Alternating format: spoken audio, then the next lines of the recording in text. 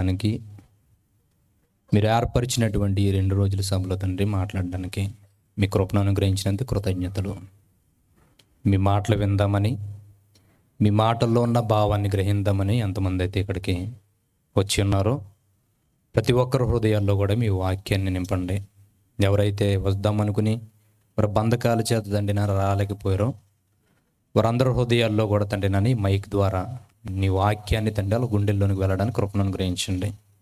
ఎందుకంటే తండ్రి ఈ భూమి మీద బ్రతుకుతున్నటువంటి మా జీవితాల్లో నీ వాక్కులు మా జీవితానికి చాలా ప్రాముఖ్యమైనవి.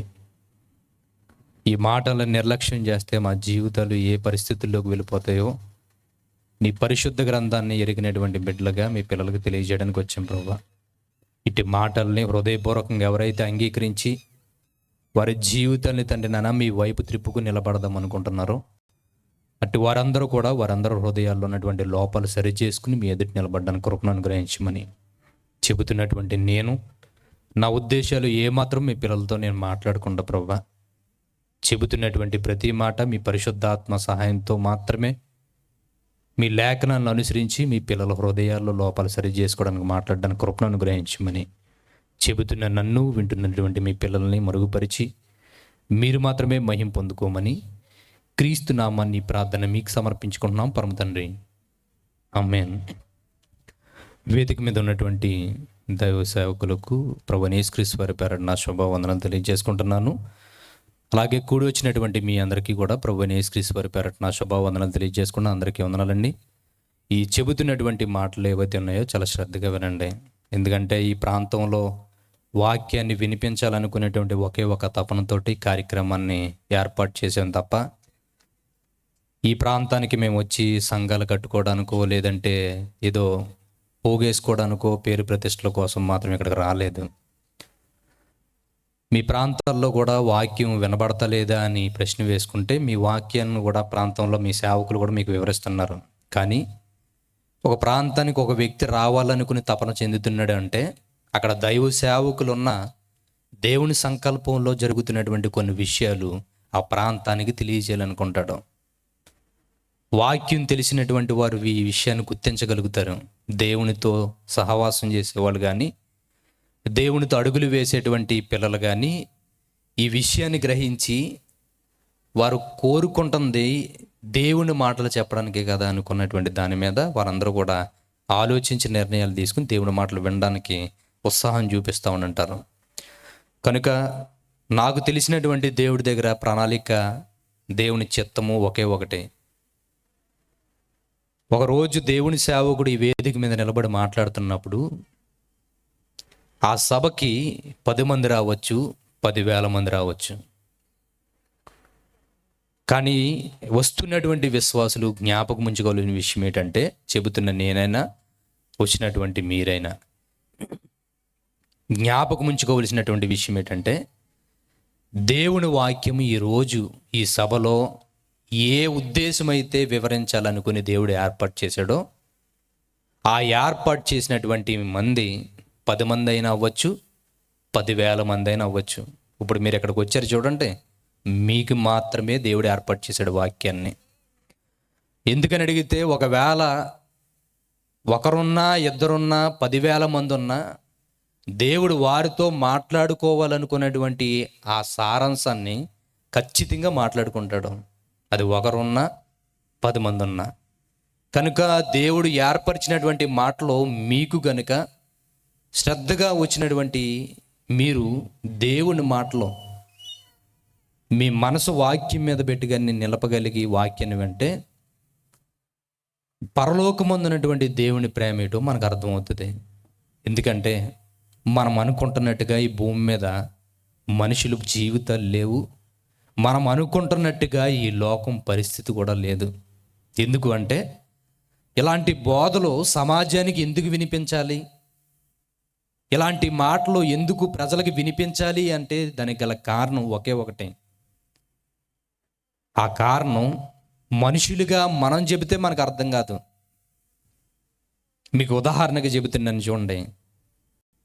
సమాజం పరిస్థితి ఎలాగున్నదో చెప్పాలన్నా, లోకం పరిస్థితి ఎలా అయిపోయిందన్నా చెప్పాలన్నా అది మనకి బాగా అర్థం కావాలంటే ఒక ఉదాహరణ చెప్తాను, జాగ్రత్తగా వినండి. ఏదైనా ఒక వస్తువు ఒక వ్యక్తి తయారు చేశాడు అనుకోండి, ఆ వస్తువు గురించి తయారు చేసిన వ్యక్తికి తెలుస్తుందా లేకపోతే పక్కన ఉన్న వారికి తెలుస్తుందా? చెప్పాలి, ప్రశ్నకి సమాధానం. తయారు చేసిన వ్యక్తికే కదా. అది బాగున్నదో బాగోలేదో, అది పని చేస్తుందో పని చేయలేదో దాన్ని తయారు చేసిన వాడికి మాత్రమే తెలుస్తుంది. ఈ లోకంలో ఉన్నటువంటి మనుషుల జీవితాల్లో మన బ్రతుకులన్నీ బాగున్నాయే అనుకునే పరిస్థితుల్లోనే మనం ఉంటాం. కానీ మనం బాగున్నామో చెడిపోయామన్నది మనల్ని తయారు చేసిన వాడు చెప్పాలి. మనల్ని తయారు చేసిన వాడు చెబుతున్నటువంటి మాట విన్నామనుకోండి, మన పరిస్థితి ఎలాగుంటుందో మనకు అర్థమవుతుంది. ఆయన ఏం చెబుతున్నాడు తెలుసా? మనం ఎలాగున్నామన్న విషయం మనల్ని తయారు చేసినటువంటి దేవుడు చెబుతున్న మాట్లాడి తెలుసా? ఆదికాండం చూడండి ఒకసారి. ప్రతి ఒక్కరూ పరిశుద్ధ గ్రంథం ఉన్నవారు ఆదికాండం 6వ అధ్యాయము 12వ వచనాన్ని జాగ్రత్తగా చూడండి ఒకసారి. ఏమని చెబుతున్నాడో జాగ్రత్తగా చూడండి. ఆదికాండం 6వ అధ్యాయము, ప్రతి ఒక్కరు తీయండి. ఆదికాండం 6వ అధ్యాయము 12వ వచనం చూడండి. ఏమని చెబుతున్నాడు దేవుడు? ఈ మనల్ని తయారు చేసినటువంటి దేవుడు మన గురించి చెబుతున్నటువంటి మాటలో ఏమని చెబుతున్నాడో జాగ్రత్త చూడండి. దేవుడు భూలోకమును చూచినప్పుడు, చూడండి ఏమని చెబుతున్నాడు. దేవుడు భూలోకమును చూసినట్టు. భూలోకం అంటే మట్టి బాగోలేదు అనుకుంటున్నాడు ఆయన. పంటలు సరిగా పండడం లేదు, మొక్కలు సరిగా మొలవడం లేదని భూమి గురించి అయినా బాధపడుతున్నాడు ఆయన. భూలోకం అనగానే ఏంటి అర్థం? చిన్నప్పుడు చదువుకుంటున్నటువంటి పిల్లలు పాఠ్య పుస్తకాల్లో చదువుకున్నటువంటి కొన్ని పద్యాలు ఉంటాయి. లోకం అంటే మట్టి కాదు, లోకం అంటే మనుషులో అని.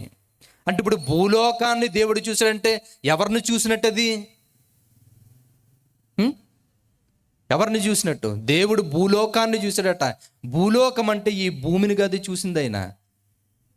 దేవుడు భూమి మీద బ్రతుకుతున్న మనుషుల్ని చూశారట. దేవుడు భూమి మీద బ్రతుకుతున్నటువంటి మనుషుల్ని చూసినప్పుడు మనుషుల జీవితాలన్నీ ఎలాగున్నాయట తెలుసా? చెడిపోయి ఉన్నాయట. మనం ఏమనుకుంటాం చెప్పండి? ఎవరన్నా మళ్ళీ ప్రశ్న అడిగారు అనుకోండి, ఎరా నువ్వు బాగున్నావా చెడిపోయాను అని అడిగారు అనుకోండి, ఎవరన్నా మనకి ఎలా ఉంటుంది చెప్పండి ఫీలింగ్? ఒకసారి చెడిపోయామని చెబుతాం మనం, ఊరుకుంటాం అసలు ఆ మాట అంటే. ఎరా మేమెక్కడ చెడిపోయారని గొడవడతాం మనం, అవునే కదా? ఇప్పుడు మనమైతే సమర్థించుకుంటాం. మన జీవితాలు ఎలాగున్నాయంటే బాగున్నదనే చెబుతాం. మన పరిస్థితులన్నీ గొప్పగానే మాట్లాడతాం. కానీ మన జీవితాలు ఎలా పతనం అయిపోయాయి అన్న విషయం మనకి తెలియాలంటే మనల్ని తయారు చేసినటువంటి దేవుడు ఏం మాట్లాడతాడా అని మనం ఎదురు చూస్తే ఆయన ఏమన్నాడు తెలుసా? చెడిపోయారా మీరందరూ. అదేంటండి లోకం చెడిపోయింది, క్రైస్తవులుగా మేము బాగానే ఉన్నాము, ఇక్కడికి వచ్చినటువంటి వ్యక్తుల్లో మేము అందరం క్రైస్తవులమే కదా, మేము అందరం బాగానే ఉన్నాం. లోకంలో ఉన్నటువంటి వ్యక్తులు క్రీస్తుని ఎరగని వారైతే చెడిపోయారు. మేము క్రీస్తుని నమ్మిన వాళ్ళం కదా, క్రీస్తు పవిత్ర రక్తంలో కడగబడ్డవారం కదా, మేము అందరం బాగున్నాము, మా కుటుంబాలు బాగున్నాయి, మరి మమ్మల్ని కూడా కలిపి మాట్లాడుతున్నారెట్టి భూలోకం పాడైపోయిందంటే మేము కూడా అందులో ఉన్నామా అని ప్రశ్న వేసుకున్నారనుకోండి. మిమ్మల్ని ఒక ప్రశ్న అడుగుతున్నాను. బాప్తిస్మం ఎంతమంది మంది తీసుకున్నారు ఇక్కడ? చేతులు ఎత్తుంది, ధైర్యంగా ఎత్తుంది. Very good, దించండి. బాప్తిస్మం తీసుకున్నటువంటి మీరు క్రైస్తవులే కదా అమ్మా? క్రైస్తవులే కదా? వెరీ గుడ్, క్రైస్తవులు కదా? అబద్ధాలు ఆడతారా మీరు? డక్కోట్ ఇక్కడికి. అబద్ధాలు ఆడతారా మీరు? బూతులు? మనం ఎవరు? క్రైస్తవులు. బూతులు ఆడతాం. మనం ఎవరు? క్రైస్తవులు. అబద్ధాలు ఆడతాం. మనం బాగున్నామా చెడిపోయామా చెప్పండి? అదే చెబుతున్నాడండి దేవుడు. దేవుడు భూలోకాన్ని చూసినప్పుడు మనుషులు ఎలా కనిపించారని తెలుసా? చెడిపోయారట. కానీ మేము బాగున్నామనుకుని ప్రతి కుటుంబం కూడా చక్కగా జీవితాన్ని కొనసాగించేస్తున్నారు. మనం ప్రతి వారము దేవుని సన్నిధికి వెళ్తున్నాం, దేవుని మాటలు వింటున్నాం, ప్రార్థన చేస్తున్నాం, పాటలు పాడుతున్నాము, ఉపవాసాలు ఉంటున్నాము, దేవుడి మాటలు సేవకులు చెబుతున్నప్పుడు శ్రద్ధగా వింటున్నాము. కానీ ఏం మానలేకపోయాం మనం? అబద్ధాలు మానలేకపోయాం. ఏం మానలేకపోయాం? బూతులు మానలేకపోయాం. నేను అడుగుతున్నాను, మనలో ఎవరికైనా స్వార్థం ఉన్నదా? స్వార్థం ఉందా లేదా? అది చూసారా, ఆయన అంటున్నాడు, ఆయన ఎవరికి లేకుండా ఉన్నది అందరికీ ఉన్నది. పరిస్థితి లోకంలో ఎలాగున్నదో చూడండి. కొన్ని కొటేషన్స్ రాస్తాం బాగానే. మనం ఏమని రాస్తుంటాం? మనం అందరూ బాగుండాలి ఉంటే ఊరుకుంటామా? బాగుంటేనే.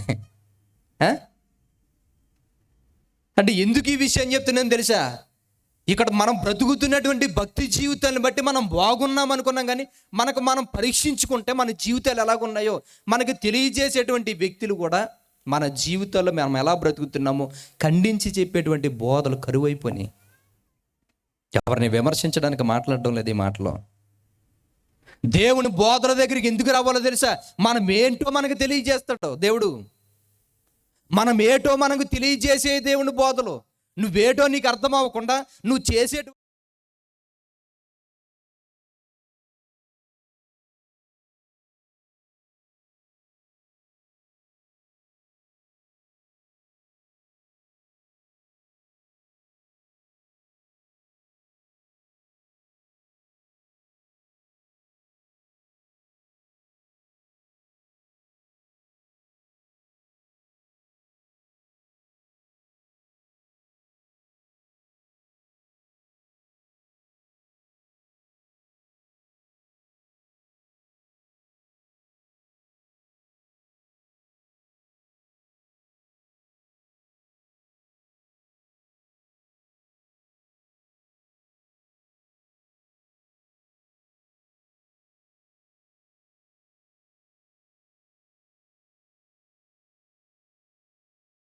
అందరూ నిత్యజీవం వెళ్తామనే చెప్తారు కదా, అవునే కదా?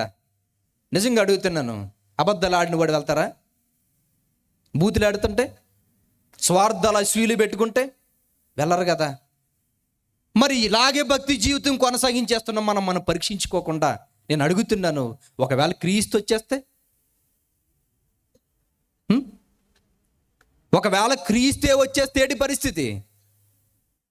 అంటే ప్రతిరోజు మనం గడుపుతున్నటువంటి ఈ భక్తి జీవితం ఏదో సాదాసీదాగా గడిపేస్తున్నాం, కానీ నిజానికి మన జీవితం ఎలాగున్నది, మన పరిస్థితి ఎలాగున్నది, నా మాటలు బాగున్నాయా, నా ఆలోచనలు బాగున్నాయా, నా బుద్ధి బాగున్నదా, దేవుడికి నచ్చుతుందా నా బుద్ధి, నా బ్రతుకు దేవుడికి నచ్చుతుంది అనుకుని ఒకళ్ళు పరీక్షించుకునేటువంటి పరిస్థితులు ఉంటున్నాయా? లేదు, ఎక్కడ అలాంటి పరిస్థితి లేదు. మనం ఎలాంటి పరిస్థితులు ఉండిపోయాం తెలుసా? ఒక ఒప్పందానికి వచ్చేసాం మనం దేవుడి దగ్గరికి. ఒక ఒప్పందానికి, దేవుడా మాకు ఏమన్నా ఇవ్వు, ఆ ఇస్తేనే మీ దగ్గరికి మేము వస్తామనుకుని ఒక ఒప్పందం పడిపోయాం మనం. అందుకనే దేవుడి దగ్గరికి వెళ్ళేటప్పుడు అవసరాల కొరకు వెళ్తాం తప్ప నా బ్రతుకు ఎలాగున్నదో ప్రభువా అని అడగడానికి వెళ్తామా మనం? ప్రతి ఒక్కరూ దేవుడి దగ్గరికి వెళ్ళేది తెలుసా? నాకు ఇది చేయి ప్రభువా, అది చేయి ప్రభువా, నాకు అది కావాలి, ఇది కావాలని అడిగే జీవితమే తప్ప ప్రభువా నా బ్రతుకు ఎలాగుంది, నా జీవితం నీ ఎదుట నచ్చేటట్లుగా ఉందా, నా బ్రతుకు చెడిపోయినట్టుగా నీ దగ్గర ఉందా, ఎలాగున్నదని అడిగేటువంటి మనుషులు ఉన్నారా? భక్తులు లేరు. అందుకనే ఎలాంటి స్వార్థపూరితమైనటువంటి బ్రతుకులతోటి మనిషి తన జీవితాన్ని పరిశీలించుకోవడం లేదు. కనుకే మనుషుల జీవితం ఎలా తయారైపోయింది ఈ భూమి మీద అంటే, మనిషికి దేవుడు ఆలోచన లేవట. ఈ భూమి మీద ఏదోలాగా పబ్బం గడిపేయాలి, ప్రతిరోజు ఆనందంగా ఉండాలి, ప్రతిరోజు సంతోషంగా ఉండాలి, మనిషి జీవితం ఎలాగో కొనసాగించాలి. వాడికి చనిపోయిన తర్వాత ఏమవుతాడో వాడికి అవసరం లేదు, బ్రతుకుతున్నప్పుడు దేవుడికి నచ్చుతున్నామా లేదా అవసరం లేదు, ఈ బ్రతుకు ఎవరిచ్చేదన్నది వాడికి తెలియదు, కానీ బ్రతుకుతున్నాడంతే మనిషి. ఎందుకు ఈ విషయాలు చెబుతున్నాను తెలుసా? ఆలోచించుకుంటామని మనం. దేవుడు ఏమంటున్నాడు తెలుసా? భూలోకం చెడిపోయిందట. చెడిపోవడం అంటే ఎలా చెడిపోయింది? భూలోకం, మనుషులు చెడిపోయారట భూమి మీద. చెడిపోవడం అంటే ఎలా చెడిపోయాం మనుషులుగా మనం, ఎలా చెడిపోయామన్న విషయం మనకు అర్థం కావాలంటే జ్ఞాని అయినటువంటి సొలొమోను మహారాజు గారు ఏమని చెబుతున్నారు తెలుసా? చూడండి జాగ్రత్తగా. ప్రసంగి గ్రంథం,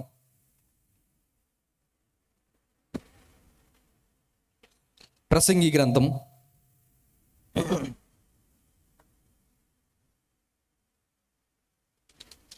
11 ప్రసంగి గ్రంథం 3వ అధ్యాయము ప్రసంగి గ్రంథం 3వ అధ్యాయము 16వ వచనం దగ్గర నుంచి జాగ్రత్తగా చూడండి ఒకసారి. ప్రసంగి గ్రంథం 3వ అధ్యాయము 16వ వచనం దగ్గర నుంచి జాగ్రత్తగా చూడండి. మరియు ఏమని చెబుతున్నాడో జాగ్రత్తగా ఉండండి. మరియు లోకమునందు విమర్శ స్థానమున దుర్మార్గము జరుగుటయు, న్యాయము ఉండవలసిన స్థానమున దుర్మార్గత జరుగుటయు నాకు కనపడెను. లోకం ఎలా చెడిపోయిందని తెలుసా? నీతిగా బ్రతకవలసిన వారిలో దుర్మార్గం చోటు చేసుకుందట. న్యాయంగా మాట్లాడవలసినటువంటి చోట దుర్మార్గం రాజ్యం వెళ్ళడం ప్రారంభమవుతాట. నేను అడుగుతున్నాను, సమాజంలో మనం బ్రతుకుతున్నటువంటి మనుషుల మధ్య అన్యాయం జరిగిన వాడికి న్యాయం జరుగుతుందా? వింటున్నారు నా మాటలు? సమాజంలో బ్రతుకుతున్నటువంటి వ్యక్తుల దగ్గర అన్యాయం జరుగుతున్నప్పుడు వాళ్ళ జీవితాల్లో ఒకవేళ అన్యాయమే జరిగిందని గట్టిగా గోలెట్టు పెడితే వాళ్ళకి న్యాయం జరుగుతుందా? మీరు ఎక్కడికన్నా ఏదైనా డాక్యుమెంట్స్ ఏమైనా తెచ్చుకోవాలనుకున్నప్పుడు కానీ, లేదంటే ఏదైనా మీరు చేసుకోవాలనుకున్నప్పుడు, భూమిని రిజిస్ట్రేషన్ చేసుకోవాలనుకున్నా, లేదంటే మీ అప్లికేషన్స్ ఏమన్నా కావాలని లోన్స్ పెట్టినా, ఇవన్నీ పెట్టినప్పుడు న్యాయబద్ధంగా అన్నీ మీరు ఇచ్చారనుకోండి, ఇచ్చేస్తాడా మీకు లోను? Bank loan ఇచ్చేస్తాడా? ఆలోచించండి. ఎందుకు చెబుతున్నాను తెలుసా? పరిస్థితి ఎలా ఉందో మీకు తెలియజేస్తున్నాను. ఒక పోలీస్ డిపార్ట్మెంట్స్ ఉండంటే బండి పట్టుకున్నారనుకోండి, ఒక్కొక్కటి దగ్గర కొన్ని పేపర్స్ ఉండవు, ఒక్కొక్కటి దగ్గర పేపర్స్ అన్నీ ఇస్తాడు. అన్నీ ఇచ్చినా వదిలేస్తాడా? బాగున్నారని పేపర్స్ అన్నీ అన్ని పేపర్స్ ఇచ్చేసినా ఊరుకుంటాడా? ఊరుకోడు. రే 100 గట్టి వెళ్ళమంటాడు. అన్నీ ఉన్నాయి కదా, అన్నీ ఉన్నా నేనెందుకు ఇవ్వాలి? ఒక ప్రభుత్వం మన దగ్గర పనిచేస్తున్నప్పుడు కూడా ఒక లంచాన్ని తీసుకునే పరిస్థితి ఉందో చూడండి. ఇవన్నీ మీకు ఎందుకు చెప్తాను తెలుసా? మనుషులు బ్రతుకుతున్నటువంటి విధానం ఎలాగున్నదో తెలియాలంటే సొసైటీని చూడాలి ఫస్ట్. భక్తి జీవితం మనకి ఏటో అర్థం కావాలంటే భూమి మీద బ్రతుకుతున్న బ్రతుకులు ఎలాగున్నాయో తెలియాలి. ఒక వైద్య రంగంలో కానీ, విద్యా రంగంలో కానీ, లేదంటే ఏ రంగంలోనైనా న్యాయము రాజ్యం వెళ్తాం. ఏమి వెళ్తుంది తెలుసా? అన్యాయమే రాజ్యం వెళ్తుంది. నీతిగా ఉంటే పని జరగదు, దుర్మార్గంగా కలబడితుంటేనే పని జరుగుతుంది. ఇప్పుడు దేవుడు ఏమని చెప్తున్నాడో తెలుసా? భూమి మీద మనుషుల జీవితం పాడైపోయింది. ఎలాగా అని అడిగితే, నీతిగా బ్రతకవలసిన వాడు నీతి తప్పి తిరుగుతున్నాడు, న్యాయంగా బ్రతకవలసినటువంటి ప్లేసుల్లో దుర్మార్గత అనేది చోటు చేసుకుంటుంది. మనుషులు ఎవరి జీవితాల్లోనూ న్యాయం అనేది లేదు. ఎవరి పరిస్థితులు, ఎవరి జీవితాలు చూసినా వారి జీవితాలు దుర్మార్గమైనటువంటి పరిస్థితుల్లోనే ఉంటున్నాయి. అంటే ఇప్పుడు ఎలాంటి పరిస్థితులు మనిషి జీవితాలు ఎందుకు చోటు చేసుకుంటున్నాయి? ఒక దుష్టత్వం కానీ, దుర్మార్గం కానీ మనలో చోటు చేసుకోవడానికి కానీ, ఒక నీతి న్యాయం లేకుండా మనిషి ఇలా యథార్థంగా లేకుండా ఎందుకు బ్రతుకుతున్నాడు?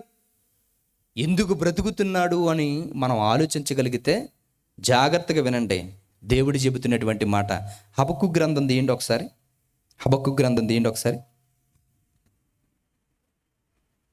హబక్కు గ్రంథంలో ఎందుకు మనుషులు నీతి తప్పుతున్నారు, ఎందుకు న్యాయం లేకుండా పోయింది, మనుషులు ఎందుకు దుర్మార్గులుగా బ్రతుకుతున్నారు, మనుషుల జీవితంలో ఎందుకు న్యాయం అనేది ఆలోచించకుండా వెళ్ళిపోయిందని చెబుతున్నాడు. జాగ్రత్తగా వినండి ఒకసారి. హబక్కు గ్రంథము 1వ అధ్యాయము 3వ వచనం దగ్గర నుంచి జాగ్రత్తగా చూడండి ఒకసారి. నన్నెందుకు దోషము చూడనిచ్చుచున్నావు, బాధ నీవెలా ఊరకియే చూచి ఉన్నావు, ఎక్కడ చూచినను నాశనమును బలాత్కారమును అగబడుచున్నవి, జగడములను కలహములను రేగుచున్నవి. చూడండి ఏమని చెప్తాడో. పైన చెబుతున్నటువంటి దుర్మార్గమైన కార్యాలన్నీ కూడా లోకంలో జరుగుతున్నాయట. ఎందుకు జరుగుతున్నాయి ప్రభు అని అడిగితే దేవుడు ఏమంటున్నాడో తెలుసా? అందువలన ధర్మశాస్త్రము నిరర్ధకమాయను. ధర్మశాస్త్రం అంటే తెలుసా? వాక్యం అండి. మనిషి దుర్మార్గంగా ఎందుకు బ్రతుకుతున్నాడో తెలుసా? మనిషి నీతిగా ఎందుకు బ్రతకలేకపోతున్నాడో తెలుసా? మనిషి న్యాయంగా ఎందుకు బ్రతకలేకపోతున్నాడో తెలుసా? మనిషి జీవితంలో దేవుని మాట మాత్రమే రాజ్యమేలాలి. దేవుని మాట రాజ్యమేలనేటువంటి ప్రతి ప్లేస్లోనూ కూడా దుర్మార్గం అనేది చోటు చేసుకుంటుందట. నేను అడుగుతున్నాను మిమ్మల్ని అందరినీ ప్రశ్నించి, ఇప్పుడు లోకం గురించి పక్కన పెట్టొచ్చు, మన జీవితాల్లో దుర్మార్గం అనేది రాజ్యమేలుతుందా లేదా? నీతి అనేది మనలో రాజ్యమేలుతుందా, లేదంటే అనీతి అనేది మనలో రాజ్యమేలుతుందా? ఏది రాజ్యమేలుతుంది చెప్పండి ఒకసారి. చెప్పాలి అందరూ. ఏమి రాజ్యం వెళ్తుంది? నీతి రాజ్యం వెళ్తుందా, దుర్మార్గం రాజ్యం వెళ్తుందా? క్రైస్తవులుగా మన జీవితాల్లో దుర్మార్గం. ఎలా ఒప్పుకుంటున్నారు మీరు ఆ మాటని? ఎలా ఒప్పుకుంటున్నారు? మనం ఎలా చెడిపోయామన్న విషయం మీకు అర్థం కావాలంటే లోకాన్ని చెప్పాను. లోకం చెడిపోయిందని ఎందుకు అన్నాడో ఇప్పుడు క్రైస్తవులుగా మనం ప్రశ్నించుకుందాం. క్రైస్తవులుగా మన జీవితంలో నీతి రాజ్యం వెళుతుందా, దుర్మార్గం రాజ్యం వెళుతుందా అని ప్రశ్న వేసుకుంటే మీ నోటితో మీరు అంటున్నారు ఏమని? దుర్మార్గమే రాజ్యం వెళుతుందని. నేను అడుగుతున్నాను, దుర్మార్గం రాజ్యం వెళుతుందని మీరు ఎలా డిక్లేర్ చేస్తున్నారు? ఎలా ఒప్పుకుంటున్నారు? దేన్ని బట్టి ఒప్పుకుంటున్నారు? దానికి ఆన్సర్ మీకు తెలియదు, కానీ మీకు మాత్రం తెలుసు. మీ మనసాక్షులకు తెలుసు. ఏమని తెలుసా? మేము దుర్మార్గంగానే బ్రతుకుతున్నాం. కానీ ఎలా దుర్మార్గంగా బ్రతుకుతున్నామో మనకు తెలియదు. ఎలా బ్రతుకుతున్నామో తెలుసా? నీతి తప్పుకుపోయే దుర్మార్గులుగా నిన్ను నమ్మి ఒకళ్ళ ప్రాణం పెట్టారు. పరలోకమందున్నటువంటి దేవుని కుమారుడు ఈ భూమి మీదకి వచ్చి మనం చేస్తున్న ప్రతి పాపము నిమిత్తము ఆయన కలువరిశిలో తన పవిత్రమైన రక్తాన్ని కార్చి మన గురించి ప్రాణం పెట్టాడు. ఆ ప్రాణం పెట్టినప్పుడు మనం చెప్పిన మాట్లాడు తెలుసా? ఆ ప్రాణం పెట్టినప్పుడు జరిగినటువంటి పరిస్థితి ఏంటో తెలుసా? మన జీవితాల్లో మనం ఉండవలసినటువంటి పరిస్థితి ఈ లోకంలో దుర్మార్గంగా బ్రతికితే నిత్య నాశనానికి వెళ్ళిపోతామన్న విషయం మనకు అర్థమైపోయింది. ప్రభువా, ఈ దుర్మార్గమైన జీవితంతో నీతి లేని బ్రతుకుతో బ్రతికి ఒకవేళ నేను చనిపోతే నిత్య నాశనానికి నేను వెళ్ళిపోతాను. నిత్య నాశనానికి నేను వెళ్ళిపోయేటువంటి ఈ పరిస్థితే కానీ ఒకవేళ నా దగ్గరికి వస్తే నా జీవితం యుగయుగాల మంటల్లో కాలే పరిస్థితి నాకు వస్తుంది. నాకు అర్థమైంది. ఈరోజు నేను నీతిగా బ్రతికి నీ రాజ్యంలో, నీ పరలోకంలో నేను చోటు సంపాదించుకోవాలంటే నా పరిస్థితి ఏంటి ప్రభువా అని అడిగితే యేసుక్రీస్తుని సొంత రక్షకుడిగా అంగీకరించాలని వాక్యం మనకు చెప్పింది. దేవుని మాటలు మన చెవుల్లో వినబడ్డాయి. నువ్వు బ్రతుకుతున్నటువంటి బ్రతుకు ఏదైతే ఉందో తెలిసి తెలియకుండా చేసినటువంటి ఈ పాపాలన్నీ కూడా ఆయన కలువరిశిలులో కడుక్కోవడానికి ఒక అవకాశం మనకుంది. ఇప్పుడు ఈ అవకాశం ఏదైతే ఉందో ఈ అవకాశాన్ని బట్టి మీరు నిలబడగలిగితే మీరు ఇదిగో నిత్యనాశనంలోనికి, నరకంలోనికి వెళ్ళకుండా నిత్య రాజ్యంలోనికి, పరలోకానికి, నిత్య జీవాన్ని సంపాదించుకోవడానికి మీరు వస్తారన్నప్పుడు ఆ మాటలు విని మనం ఏమన్నా తెలుసా? ప్రభువా, నిన్ను నా రక్షకుడిగా అంగీకరిస్తున్నాను. లోకం నాకొద్దు. లోకం అంటే అసహ్యం వేసింది. లోకంలో ప్రతి వాడు నన్ను మోసం చేసిన వాడే. నేను బ్రతుకుదామనుకున్నా నా బ్రతుకుని దిగజార్చే పరిస్థితులు ఉన్నారు. కానీ ఇది కాదు జీవితం అంటే, మరొక జీవితం ఉంది. అది నువ్వు ఇస్తావని నాకు అర్థమైంది ప్రభువా. దానికి నా పాపాలు అడ్డొస్తున్నాయి కనుక అది నీ పవిత్ర రక్తంతో నన్ను కడుగుతానన్నావు. కాబట్టి ప్రభువా, ఇదిగో లోకంతో నాకు సంబంధం లేదయ్యా, నీకు మాట ఇస్తున్నాను, నీ రక్తంతో నన్ను కడుగని మాట ఇచ్చాం మనం. అవునే కదా? దుర్మార్గంగా బ్రతికాను ప్రభువా అప్పుడు వరకును. నన్ను కడిగిన తర్వాత నీతిగా బ్రతుకుతాను, నేను యథార్థంగా బ్రతుకుతాను, నువ్వు చెప్పిన మాట ప్రకారంగా నేను బ్రతుకుతాను అని మాట ఇచ్చాము. నేను అడుగుతున్నాను, ఇచ్చిన మాటలో పవిత్రంగా ఉంటాం అనుకుని మనం చెప్పామా లేదా చెప్పండి? బాప్తిస్మం ఎందుకు తీసుకున్నాం మనం? నీతిగా పవిత్రంగా బ్రతుకుతామనే కదా, నిత్యజీవం వెళ్తామనే కదా. ఇప్పుడు నీతిగా పవిత్రంగా యథార్థంగా బ్రతుకుతాం అనుకున్నటువంటి మనము దేవునికి మాటిచ్చాం. తన కుమారుడిని మన గురించి చంపుకున్నాడు. పవిత్రమైనటువంటి జీవితాన్ని కొనసాగించడానికి మనం ఆయనకి ఒక మాట ఇచ్చాం. మనం అలా నీతిగా బ్రతుకుతాము, పరిశుద్ధంగా బ్రతుకుతాము అనుకున్న మనం ఏం చేసాం తెలుసా? అబద్ధాలు ఆడుతున్నాం మాట తప్పి, బూతులు ఆడుతున్నాం మనం ఆ మాట తప్పి, స్వార్థం, అసూయ వదిలి వారిని మరలా స్వార్థం, అసూయతో నింపబడ్డాం. మరలా లోక సంబంధమైనటువంటి కోరికల వైపే వెళ్తున్నాం. ఇప్పుడు ఇచ్చిన మాట తప్పినటువంటి మనం నీతిమంతులమా దుర్మార్గులమా చెప్పండి?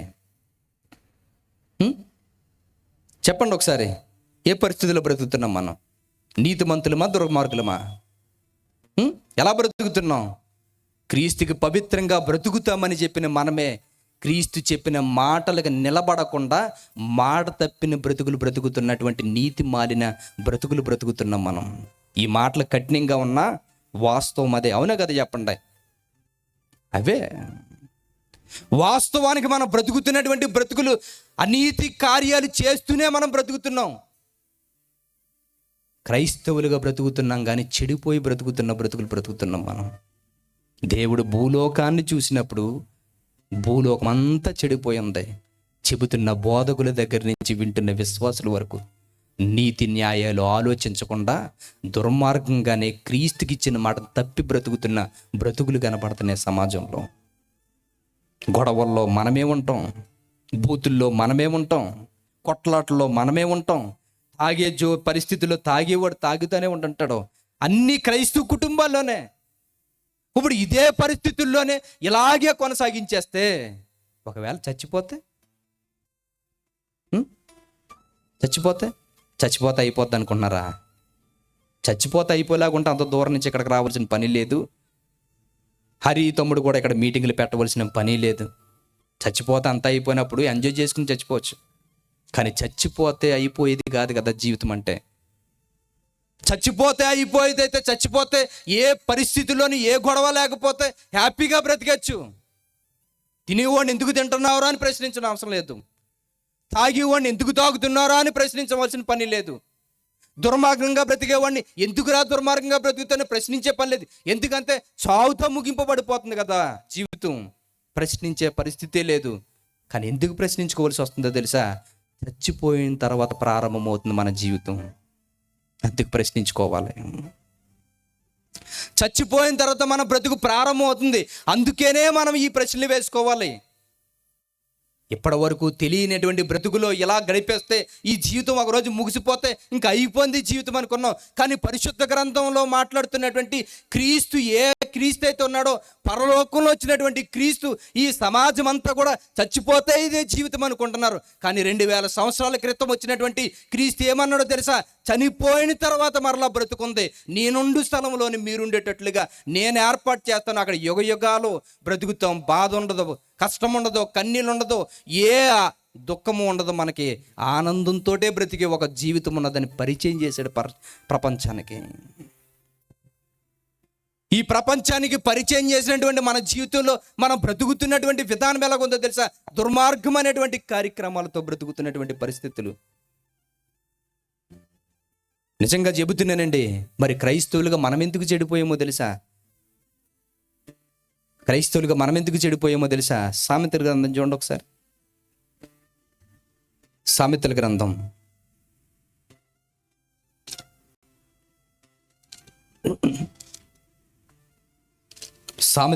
29వ అధ్యాయము. సామెతల గ్రంథం 29వ అధ్యాయము 18వ వచనాన్ని జాగ్రత్తగా చూడండి ఒకసారి. సామెతల గ్రంథం 29వ అధ్యాయము 18వ వచనం. దేవోక్తి లేని ఎడల. దేవోక్తి అంటే దేవుని మాట, అంటే వాక్యం. అర్థం ఉందమ్మా? దేవోక్తి అంటే పరిశుద్ధ గ్రంథంలో ఉన్నటువంటి మాటలో దాని గురించి మాట్లాడుతున్నాడు. దేవుని మాటలు ఎప్పుడైతే లేవో, మీరు ఇటు అడుగుతారు ఎక్కండి, ఇంకా డిస్టర్బెన్స్ అవుతుంది. ఇంకా ఆపండి లైవ్, ఒకవేళ రావకపోతే. చూడండి ఏమని చెప్తున్నాడు. దేవోక్తి లేని ఎడల జనులు కట్టులేక తిరుగుదురు, ధర్మశాస్త్రం అనుసరించి వాడు ధన్యుడు. ఏమని చెప్తున్నాడు తెలుసా?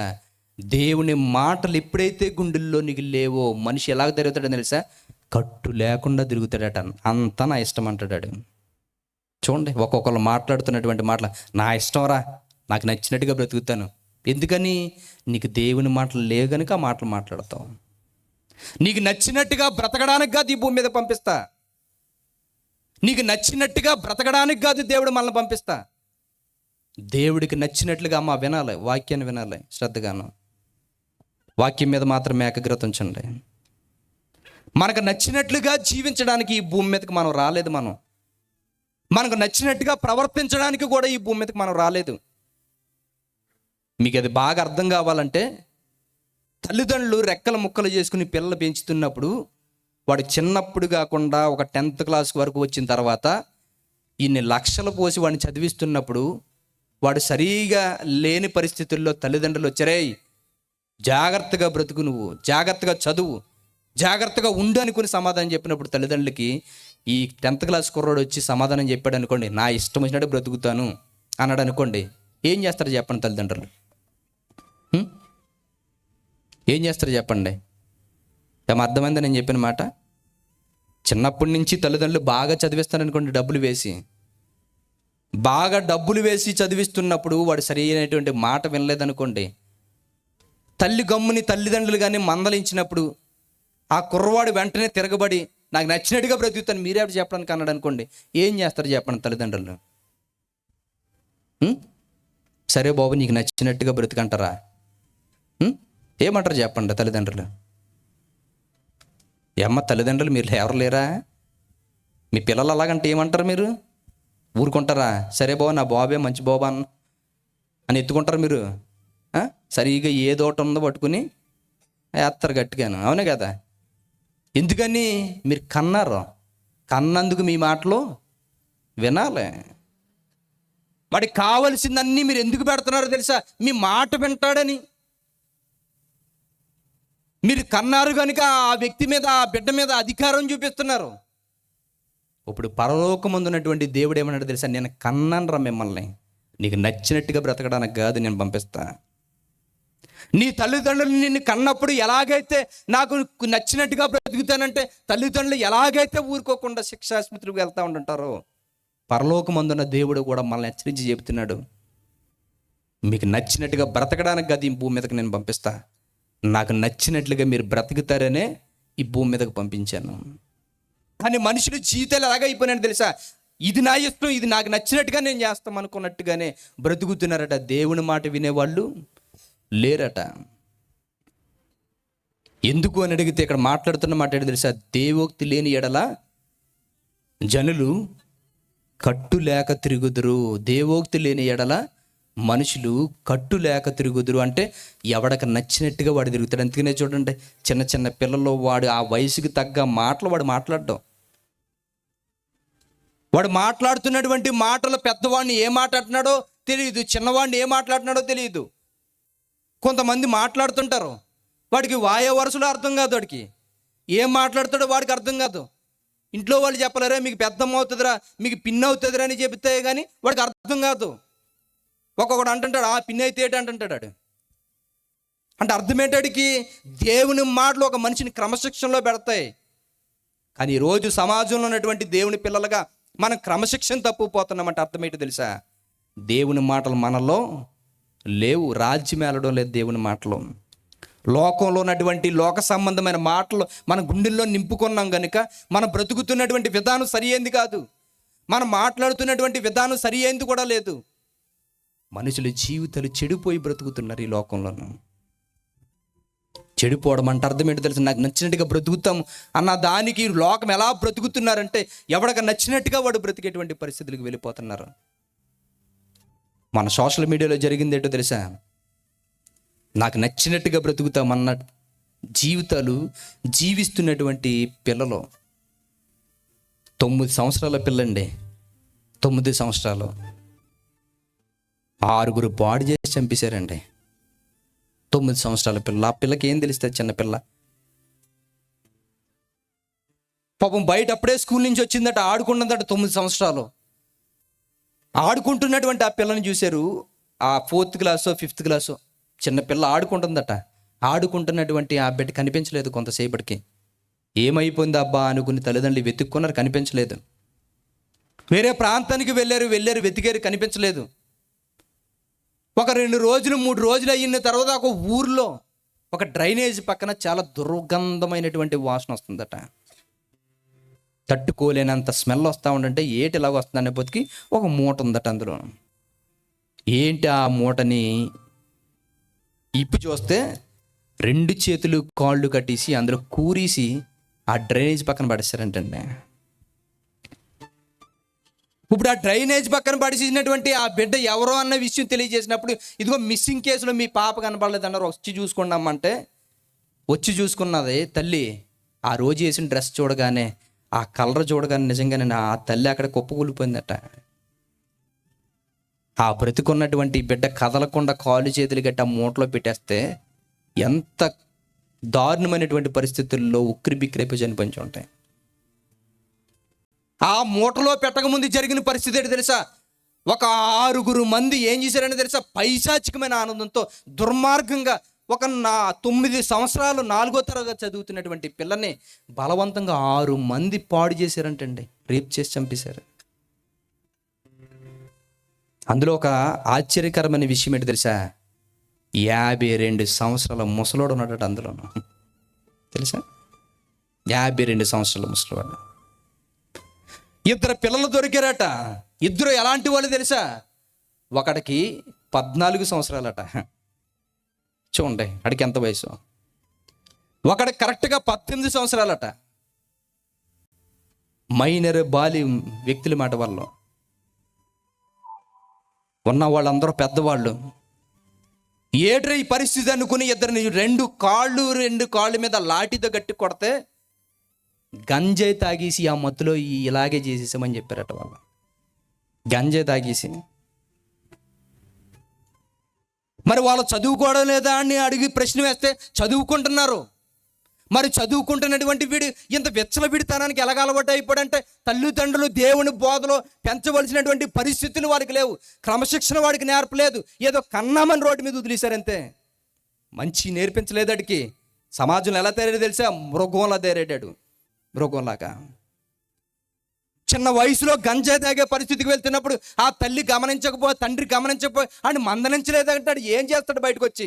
అదిగో ఒక 9 సంవత్సరాలు ఒక చిన్న పాపని చిదిమీశారు వచ్చి బయటికి. ఆ బిడ్డను కోల్పోయిన కుటుంబాన్ని ఓదార్చగలరు ఎవరైనా? ఒక 6 మంది రాక్షసుల్లో వచ్చి ఆ బిడ్డని ఎంత దుర్మార్గమైన పరిస్థితి చేసినప్పుడు ఆ బిడ్డ ఎంత తల్లడిల్లిపోయిందో తలుచుకుంటేనే గుండెలు నీరైపోయే పరిస్థితి. ఎంత దారుణమైన పరిస్థితి చూడండి. సమాజం ఎలా తయారవుతుందో చూడండి. సమాజం అంతా కూడా మృగాల్లో తయారవుతున్నారు మనుషులు. పరిస్థితిని చూస్తుంటే ఎక్కడ చూసినా దుర్మార్గమైనటువంటి కార్యాలు కనబడుతున్నాయండి. చెడిపోయిందో తెలుసా? ఎంత దారుణమైనటువంటి పరిస్థితుల్లో బ్రతుకుతున్నారో చూడండి.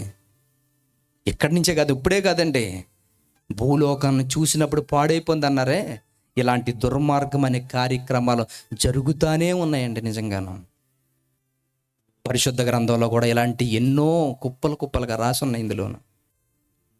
సమాజంలో దేవుని వాక్కు లేకపోతే మనుషులు ఎలా విచ్చలవిడితనానికి అలవాటు పడిపోయి మనుషులు మృగాలుగా తయారవుతూ ఎదుటివాని బాధను కూడా పైశాచిక ఆనందంలో గడిపేటువంటి పరిస్థితి ఎప్పుడు వస్తుందో తెలుసా? సేమ్ ఇలాంటి సిచ్యువేషన్ పరిశుద్ధ గ్రంథంలో చోట ఉంటుంది. న్యాయాధిపతుల గ్రంథం చూడండి. న్యాయాధిపతుల గ్రంథంలో జరుగుతున్నటువంటి ఒక విషయాన్ని మీకు చూపిస్తాను. నిజంగా ఇప్పుడు జరిగినటువంటి పరిస్థితులు, ఆ రోజుల్లో కూడా మనుషులు మృగాలుగా తయారవుతున్నారు. ఈరోజు సోషల్ మీడియా ఉంది కనుక మన యూట్యూబుల్లోనూ ఇట్లోనట్లోనూ చూస్తున్నాం, న్యూస్ మీడియాలో. కానీ నిజానికి ఆ రోజు పరిశుద్ధ గ్రంథంలో రాయబడింది తెలుసా? దుర్మార్గమైన కార్యాలు ఆ రోజు నుంచి చెడిపోయినటువంటి మనుషులు కొనసాగించుకుంటూనే వస్తున్నారట. ఇది చూడండి ఏం చెబుతున్నాడో. న్యాయాధిపతుల గ్రంథము 19వ అధ్యాయము. న్యాయాధిపతుల గ్రంథము 19వ అధ్యాయము.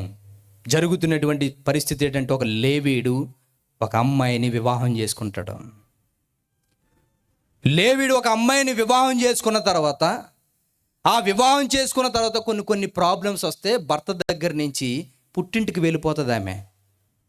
పుట్టింటికి వెళ్ళిపోయినటువంటి ఆమె భార్యని తెచ్చుకుందాం అనుకుని భర్త వాళ్ళ ఇంటికి వెళ్తాడు. భర్త వాళ్ళ ఇంటికి వెళ్ళినప్పుడు మామగారు, పోన్లే బాబు గొడవలు ఏమో ఆడుకోవద్దు, ఈసారి నుంచి జాగ్రత్తగా ఉండండి, నా కూతురిని తీసుకువెళ్ళి అనుకుని కూతురితో పాటు కొన్ని వస్తువులు పెట్టి, ఆ రోజు కొన్ని ప్రేమగా వాళ్ళు మాట్లాడుకున్న తర్వాత కూతురిని వెంటబెట్టి పంపించేస్తాడు లేవీడు కూడాను. ఇప్పుడైతే మనకి కార్లు, బస్సులు ఇవన్నీ ఉన్నాయి కనుక ట్రావెలింగ్ మీద వచ్చేస్తాం. అప్పుడు అలా కాదు. కాలు నడక మీద కానీ, గాడిద మీద కానీ, గుర్రం మీద కానీ ఎక్కి రావాలి. ఇప్పుడు అక్కడ నుంచి వాళ్ళు ఉన్నటువంటి ప్రాంతం దగ్గర నుంచి వేరొక ప్రాంతానికి వెళ్ళాలి. ఈ ప్రాంతం మధ్యలో కొన్ని ఊర్లు ఉంటాయి. నడుచుకుని వెళ్ళారట. చీకటి పడుతుందట, చెమ్మ చీకటి పడుతుంది. ఈ చీకట్లో వెళితే ఈ అరణ్యాల్లో నుంచి ఏ జంతువులు ఉంటాయి కనుక ఈ రాత్రికి ఎక్కడైనా ఉండి ఈ ఊర్లో పొద్దున్న ప్రయాణం చేసి వెళ్ళిపోదాం అనుకుని ప్రయాణం ఆలోచించుకున్నారట. ఎక్కడ ఉందాం అనుకున్న, ఇప్పుడైతే హోటల్స్, లాడ్జీలు ఉంటాయి కనుక ఎక్కడికన్నా వెళ్ళిపోయి రూమ్ తీసుకుని ఉండొచ్చు. అప్పుడు అవి లేవు కదా. ఏం చేద్దాం అనుకునేటప్పుడు ఒక సత్రం కనబడితే ఒక మార్కెట్, ఆ మార్కెట్లో ఉందాం అనుకుని ప్లాన్ చేసుకున్నారట. అలా ప్లాన్ చేసుకున్నటువంటి పరిస్థితులను బట్టి అందులో ఉన్నటువంటి ఒక ఊరు పెద్ద చూసాడట. ఊరి పెద్ద అనకూడదు కానీ ఆ ఊరిలో ఉన్నటువంటి ఒక మంచోడు, వృద్ధాప్యం కలిగినటువంటి ఒక ముసలి వ్యక్తి. ఆ వ్యక్తి వీళ్ళిద్దరినీ చూసాడట. చూసి వాళ్ళతో పాటు ఉన్నటువంటి పని వాళ్ళని, గాడిదల్ని, తన భార్యని, అతన్ని చూసాడట.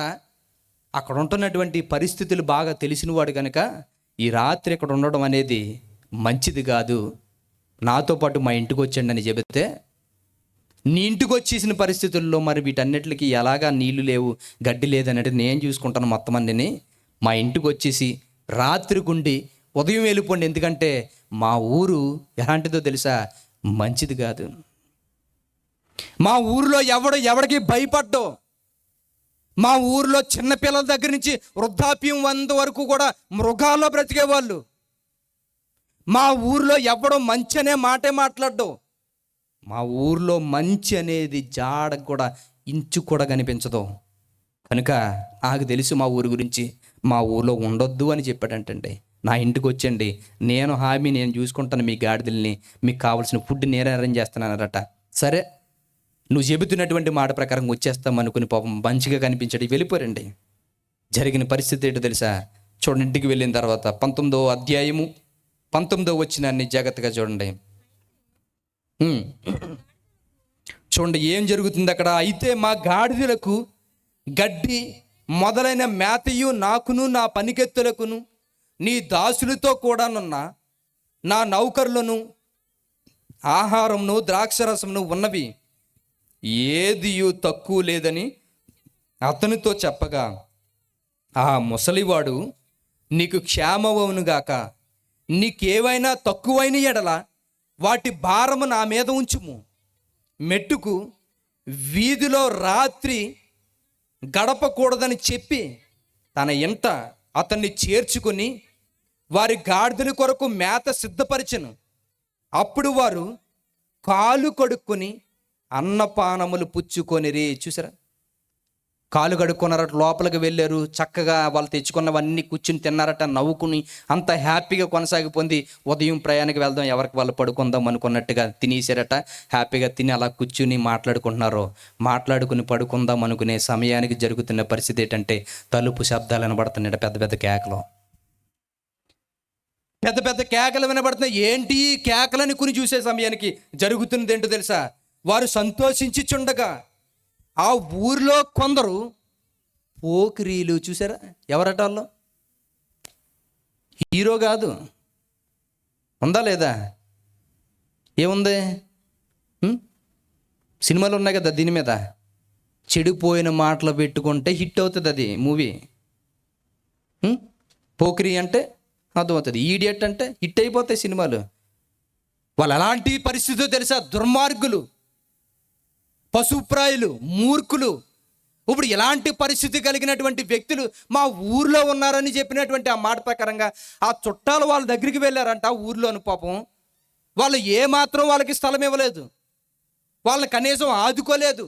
ఎవరో ఒక ముసలి వ్యక్తి ఇంటికి తీసుకెళ్ళి బస ఇవ్వడానికి వాళ్ళకి అన్ని సిద్ధపరిస్తే వాళ్ళ ఇంటికి వెళ్ళారంట కొంతమంది పోకిరి వాళ్ళు వెళ్ళి ఏమన్నారంటే తెలుసా?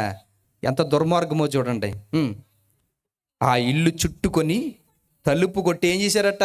ఇంటి చుట్టూ రౌండ్ వేశారంటండి పోకిరి వాళ్ళు.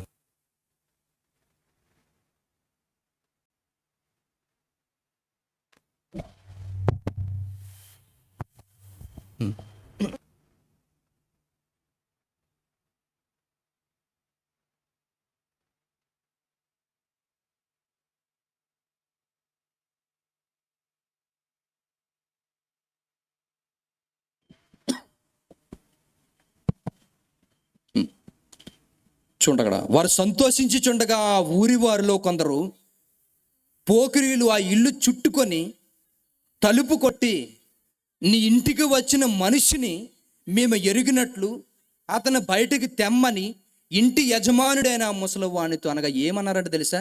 మీ ఇంటికి ఎవరో ఒక అబ్బాయి వచ్చాడంట కదా, ఆ వ్యక్తితో వ్యభిచారం చేస్తామన్నారట. ఎవరో వచ్చిన వాళ్ళు ఎవరో? పోకిరీలు, మగవాళ్ళు. ఆ మగవాళ్ళట ఒక లోపల ఉన్న మగవాడితో వ్యభిచారం చేస్తాం, పంపించి బయటకు అంటున్నారట. ఎంత దుర్మార్గం చూడంటే, లోపల ఉన్నది ఆ అబ్బాయి మగవాడు కదా అని అడిగితే ఆ మగవాడే మాకు కావాలని అన్నారట వీళ్ళు.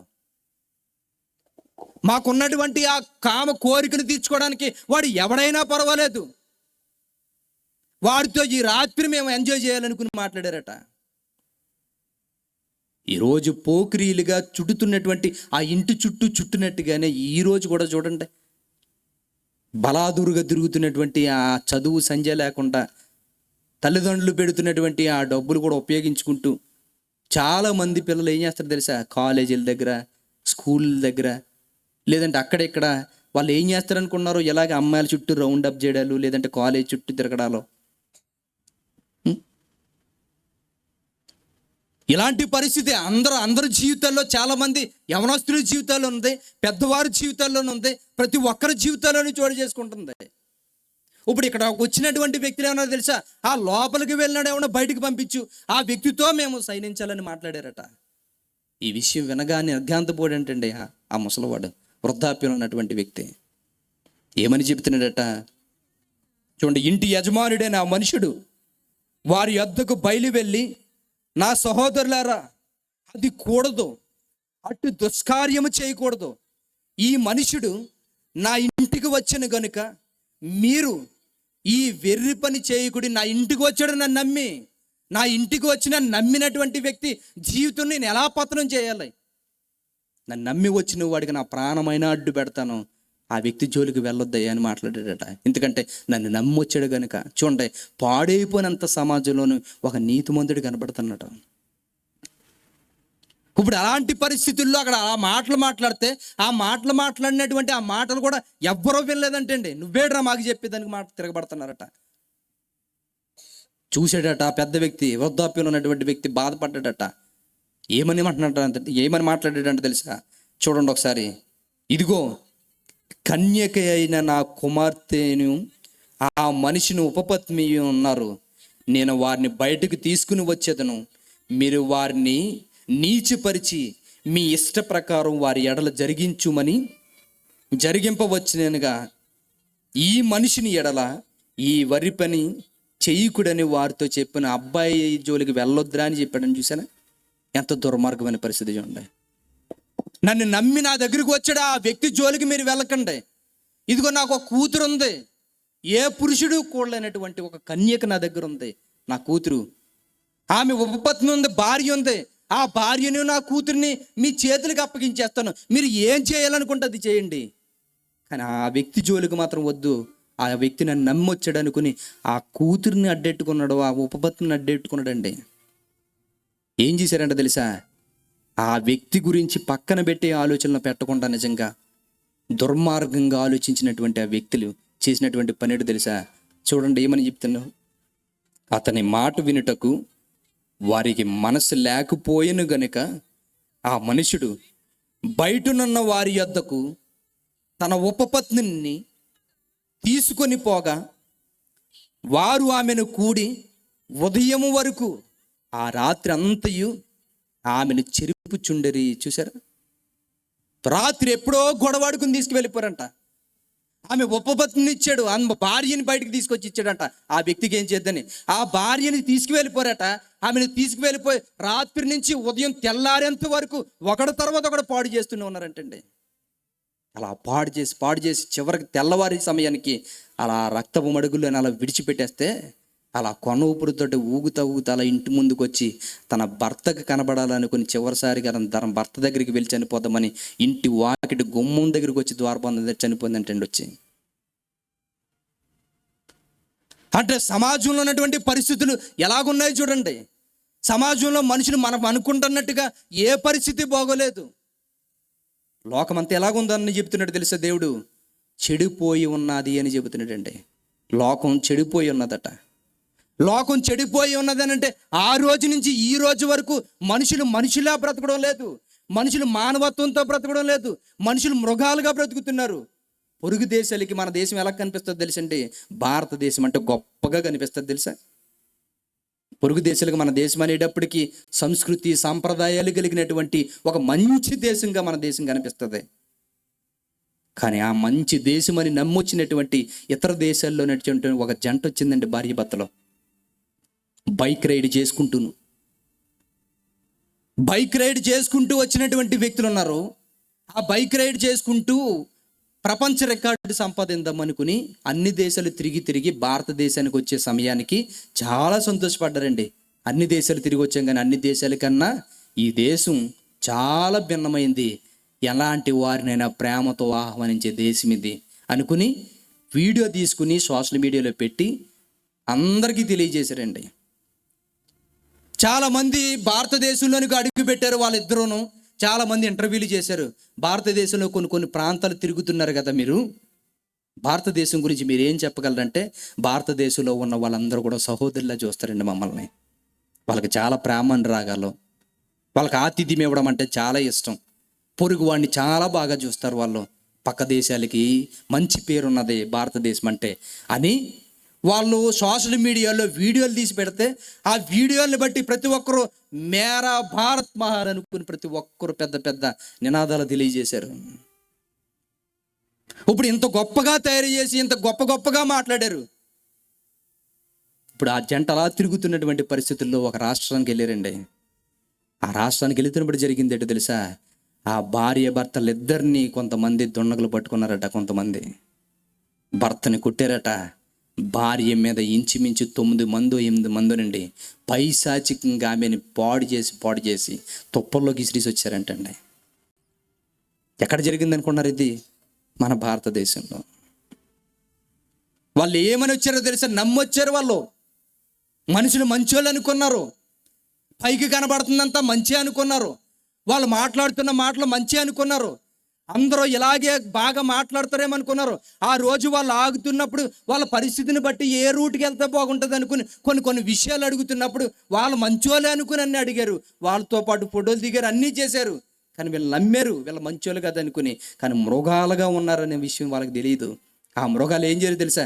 ఎంటదోలు పట్టుకుని తన భర్తని కొట్టి పక్కన పెట్టేసి తన భర్త 2 చేతులు పట్టుకుని తన భార్యను అలా పాడు చేస్తుంటే చూసి ఏమీ చేయలేని పరిస్థితుల్లో ఏడుస్తూ కూర్చుని పడండి. ఆమె ట్వీట్ ఇవ్వడానికి ఆమె వచ్చిన తర్వాత వీడియో చాలామంది మీడియా వాళ్ళు వెళ్ళి చాలా దారుణంగా భారతదేశంలో ఉన్నటువంటి వ్యక్తులందరూ ఇది మన దేశ పరిస్థితి అనుకుని తిడతా ఉంటుంటే ఆమె ఏడుస్తూ వచ్చిందండి. నిజంగాను ఏడుస్తూ వచ్చింది. నేను ఏడవడానికి ఎంత కుమిలిపోవడానికి గల కారణం ఏంటో తెలుసా? ఇంత మృగాలుగా బ్రతుకుతున్నటువంటి ఈ దేశంలో ఆడవారిని దేవతగా తల్లిగా చూస్తారు. అది నాకు బాగా ఇష్టం భారతదేశం గురించి. కానీ ఆ తల్లిని పాడు చేసే నికృష్టులు ఈ దేశంలో ఉన్నారని నేను అనుకోలేదని చెప్పిందంటే తెలుసా? ఆడవారిని గౌరవించే దేశం అనుకున్నాను, ఆడవారిని తల్లిగా చూస్తారనుకునే దేశం అనుకున్నాను. కానీ ఆ తల్లినే పాడు చేసే పరిస్థితుల్లో వీళ్ళ బ్రతుకుతున్నారు అనుకున్నటువంటి ఆలోచన కనబడుతున్నప్పుడు నా జీవితం అనేది వీళ్ళ మనుషులను చూస్తుంటే మృగాల అనిపించే పరిస్థితుల్లో ఉన్నది అని బాధపడ్డారండి వాళ్ళు. ఎందుకు చెబుతున్నానో తెలుసా? ఎవరి జీవితాల్లో అయితే వాక్యం లేదో వాళ్ళ మనుషులుగా ఉండరు, వాళ్ళ మృగాలుగా మారిపోతారు. అందుకనే చూడండి, మన పరిస్థితుల్లో మనం ఉంటున్నటువంటి విధానాలు ఏమైనా ఉంటుంటే దేన్ని మనం సహించం. మన కుటుంబం బాగుండాలి, మనమే బాగుండాలి, ఎవరూ బాగోకూడదు. ఎవరైనా బాగున్నారని అడిగితే ఆ బాగున్న వాడి విషయంలో మనం సహించే పరిస్థితే మన దగ్గర ఉండదు. అదేంటండి మేమందరం నిస్వార్థంగా ఉంటామండి అని మీరు అనొచ్చు. మిమ్మల్ని ఒక ఉదాహరణ, ఒక మాట అడుగుతున్నాను, ఒక ప్రశ్న, సమాధానం చెప్పండి. పక్కోడు కోడి మీ ఇంటికి వచ్చి మేస్తుంది అనుకోండి, ఊరుకుంటారా మీరు? పక్కన ఇంటి కోడి మీ ఇంటికి వచ్చి మేస్తుంది అనుకోండి, ఏం చేస్తారు చెప్పండి మీరు? ఒక రాయి తీసి కొట్టేస్తారు మీరు, అవునే కదా? మన కోడి అన్నీ తిరిగచ్చు, అవతల కోడి మన ఇంటికి. స్వార్థం మనకి, కోడినే రానివ్వం మనం. కాకిని ఊరుకుంటాం పెట్టండి మనం, కాకినే వాళ్ళని ఇవ్వం మనం. ఎలాంటి పరిస్థితుల్లో బ్రతుకుతున్నాం చూడండి మనం, ఎంత దుర్మార్గం కన్నా. ఇప్పుడు ఇలాంటి పరిస్థితుల్లో బ్రతుకుతున్నాం కనుక ఇలాంటి జీవితం అనేది ఎందుకు ఇలా వస్తుంది అని అడిగితే దేవుడు ఏమని చెప్తున్నాడో తెలుసా? లోకం అంతా పాడైపోవడానికి గల కారణం నా మాటలు వాడి గుండెల్లో లేవు. నా మాట ఎక్కడ రాజ్యమేలుతుందో అక్కడ నీతి న్యాయాలనేవి రాజ్యమేలుతాయి. నా మాటలు ఎక్కడైతే లేవో అక్కడ దుష్టత్వం దుర్మార్గం అనేది రాజ్యమేలుతుంది. ఎవరి గుండెల్లో వాక్యం ఉందో చెప్పండి? ఎవరి జీవితాల్లో వాక్యం ఉందో చెప్పండి? ఎవరి జీవితాల్లో దేవుని మాటకి మనం ఆజ్ఞలకు తగ్గట్టుగా మనం బ్రతుకుతున్నాం చెప్పండి? క్రైస్తవులమే. పాటలు పాడతాం, ప్రార్థన చేస్తాం, ప్రసంగాలు వింటాం, బూతులు మానం, అబద్ధాలు మానం, స్వార్థం అసూయ మన జీవితంలో నిండిపోతుంది. మన బ్రతుకులు గొప్పగా మన సమాజానికి చెప్పుకోలేము. వేషధారణ బ్రతుకుతో బ్రతుకుతున్నాం మనం. క్రైస్తవులు మనం చెప్పిన మన జీవితాల్లో దేవుని మాటలు రాజ్యమేలుతున్నాయా? లేవు. మన బ్రతుకుల్లోనే లేవు. నీతి ఎప్పుడు పోతుందో తెలుసా? దుర్మార్గం అనేది ఎప్పుడు రాజ్యం వెళ్తుందో తెలుసా? మనలో ఉన్నటువంటి మనిషి మానవత్వాన్ని కోల్పోయి మృగతత్వంలోనికి ఎప్పుడు వెళ్ళిపోతాడో తెలుసా? మనిషి జీవితంలో వాక్యం ఎప్పుడైతే లేదో మనిషి జీవితం మృగంగా మారిపోతుందంటే. దేవుడు మనిషిని ఏమని కోరుకున్నాడో తెలుసా? మనిషి మానవత్వంతో బ్రతుకుతూ దైవత్వాన్ని తెలుసుకోవాలని కోరుకున్నాడు. మనిషి మానవత్వంతో ఉంటూ దైవత్వాన్ని గుర్తెరగాలని కోరుకున్నాడు. దైవత్వాన్ని గుర్తెరిగిన రోజు వాడు దైవంతో వాడు మమేకమైపోవాలనుకున్నటువంటి ఆలోచన మీద వాడికంటూ ఒక లోకాన్ని తయారు చేసి ఆ పరిశుద్ధుడు ఉన్న దేవుడి దగ్గర మనకొక జీతం ఇవ్వడానికి ఆహ్వానం పలికాడు ఆయన కుమారుడి ద్వారాను. అర్థం కాలేదండి మనకి. ఆయన మాటలు మనకి ఎలాగుంటాయి? ఎగతాళిగా ఉంటాయి. ఆయన మాటలు మనకి ఎలాగుంటాయి తెలుసా? బోరు కొట్టినట్లుగా ఉంటాయి. ఆయన మాటలు మనకి ఎలాగుంటాయి తెలుసా? విసిపెక్కుతున్నట్టుగా ఉంటాయి. ఆయన మాటలు మనకి ఎలాగుంటుంది తెలుసా? నిర్లక్ష్యంగా ఉంటుంది. ఆయన మాటలు మన గుండెల్లోనికి ఎక్కువ. ఎందుకో తెలుసా? లోకం మన గుండెల్లో ఉన్నది కనుక. లోకం మన గుండెల్లో ఉంది కనుక మనం బ్రతుకుతున్నటువంటి బ్రతుకులు ఎలా బ్రతుకుతున్నామో మనకు తెలియదు. మన జీవితం ఎలాగుంటుందో మనకు అర్థం కాదు. మనం బ్రతుకుతున్నటువంటి ఈ జీవితమే గొప్ప జీవితం అనుకున్నట్టుగా వెళ్ళిపోతాం. కానీ దేవుడికి నచ్చుతుందా లేదనుకునేటువంటి ఆలోచన మనకు లేదు. దేవుని మాటలు వింటే తెలుసా? కుటుంబాలు బాగుంటాయి, కుటుంబాలు కట్టబడతాయి. ఒకరు గౌరవించుకునే పరిస్థితులు ఉంటారు, ఒకరినొకరిని ప్రేమించుకునేటట్లుగా ఉంటారు. ఏ గొడవలో గోళలు లేకుండా ప్రశాంతకరమైన జీవితాన్ని కొనసాగించే పరిస్థితులు ఉంటుంది. ఈరోజు పల్లెల్లో కానీ పట్టణాల్లో కానీ కొట్టుకి చచ్చిపోతున్నారంటే అర్థం ఏంటో తెలుసా? స్వార్థం రాజ్యం వెళ్తుంది. స్వార్థం అసూయ మనిషికి ఎందుకు వస్తుంది? దేవుని మాటలు వాళ్ళు లేవు గనుక. దేవుని మాటలు వాళ్ళు లేదు కనుక. దేవుని మాటే వాళ్ళు ఉంటే దేవుని మాట ఏమిటో తెలుసా? నిన్ను వలె నీ పొరుగువాణ్ణి. ఉన్నదా మనకి? విన్నాం, మనం ఎన్నోసార్లు విన్నాం, కానీ మన జీవితంలో ఉండదు అది. బ్రతుకుతున్నటువంటి ఈ బ్రతుకుతున్నామంతే కొనసాగించేస్తున్నాం. సమాజంలో బ్రతికేటువంటి ఆ విధానం చూస్తున్నప్పుడు మన జీవితాలు ఎలా ఉంది తెలుసా? దుర్మార్గమైనటువంటి బ్రతుకుతున్నాయి. మన మనస్సాక్షి మనలే గద్దిస్తుంటుంది. అయినా మనిషి ఎంజాయ్గా వెళ్ళిపోతుంటాడు సంతోషం కోసం. ఎందుకు అని అడిగితే మనిషికి వాక్యం లేదు కనుక వాడిని కంట్రోల్ చేయలేదు. అది మనలో ఉన్నటువంటి మాటలు మనం ఆపుకోవాలనుకున్న దుర్మార్గమైన మాటలు కానీ, నీతి మాలినటువంటి మాటలు కానీ, లోక సంబంధమైన ఉద్దేశాలు కానీ మనలో నుంచి వెళ్ళిపోయి దేవుని మాటలే రాజ్యమేలాలంటే మనం చేయవలసిన పని ఏంటో తెలుసా? పరలోకమందు ఉన్నటువంటి దేవుడు పరిశుద్ధాత్మని పంపించి భక్తుల్ని ప్రేరేపించి రాయించబడినటువంటి మాటలు ఈ మనిషిలా బ్రతుకుతూ దైవత్వాన్ని తెలుసుకోవాలంటే మనిషి గుండెల్లో ఉండవలసింది లోక సంబంధమైన మాటలు కాదు. మరి ఏముండాలి అంటే ఈ భూమి మీద నీతి న్యాయాలు దుష్టత్వం అనేది లేకుండా న్యాయవంతంగా ఈ లోకంలో ఉన్న మనుషులందరూ బ్రతకాలి అంటే వారు ఎలా బ్రతుకుతారు అని ప్రశ్నించుకుంటుందిగో దేవుడు చెబుతున్నటువంటి మాట జాగ్రత్తగా చూడండి. ఒకరోజు పౌలు గారు మాట్లాడుతున్నాడు. కొలస్సీ పత్రిక కొలస్సీ పత్రికలో ఏమని చెబుతున్నాడో జాగ్రత్తగా వినండి. చూడండి, కొలస్సీ పత్రిక 3వ అధ్యాయము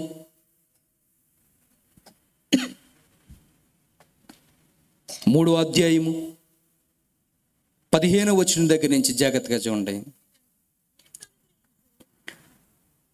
కొలస్సీ పత్రిక 3వ అధ్యాయము 14వ వచనం దగ్గర నుంచి 15వ వచనం దగ్గర నుంచి క్రీస్తు అనుగ్రహించు సమాధానము మీ హృదయముల్లో ఏలచుండనీయుడి. చూసారు ఏమంటున్నాడు? ఏమని చెప్పాడండి? క్రీస్తు అనుగ్రహించే సమాధానం మీ హృదయాల్లో ఏం చేయాలట? ఏలనివ్వండి, అధికారం చెలాయించనివ్వండి. అంటే వాక్యాన్ని ఎందుకు పెత్తనం చెలాయించమంటున్నాడు తెలుసా? దేవుని మాటలు మాత్రమే నీ గుండెల్లో అధికారం చెలాయించేటట్టుగా ఎందుకు ఉండమన్నాడు తెలుసా? నీ జీవితంలో పెత్తనం చెలాయించేది, అధికారం చెలాయించేది దేవుని మాటలు కదట.